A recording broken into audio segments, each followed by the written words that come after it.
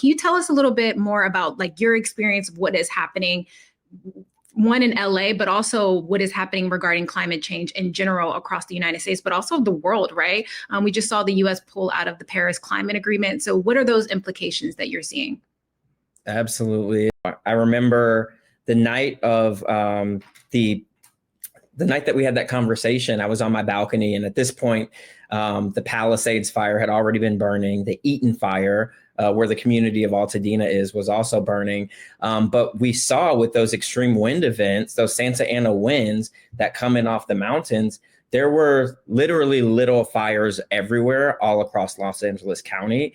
I live in Thai Town, which is just on the edge of Hollywood, and a very popular hiking destination that some of your favorite influencers hike all the time caught on fire. We had a fire situation where nearly 100 acres were burning.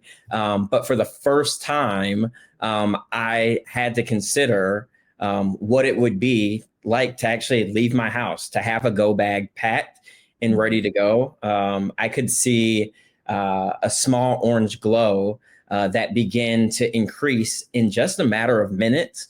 And funny enough, I was actually hosting friends from other parts of the county that were escaping fire to only have to, evacuate here from Hollywood, and find another place to go for the night. But what I realize is that, like, we are in the climate collapse. So for climate activists and organizers like myself who have been talking about these issues as something that is looming or something that is coming, it is absolutely here, and it's been here, and we're going to see that happen.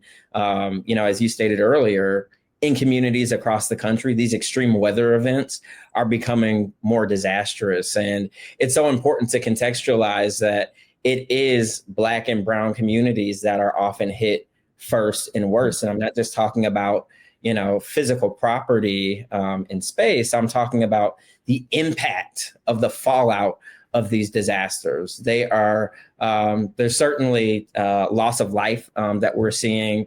The highest number of casualties came from Altadena, right? Another historically Black community. But also when we think about, what happens after the fire,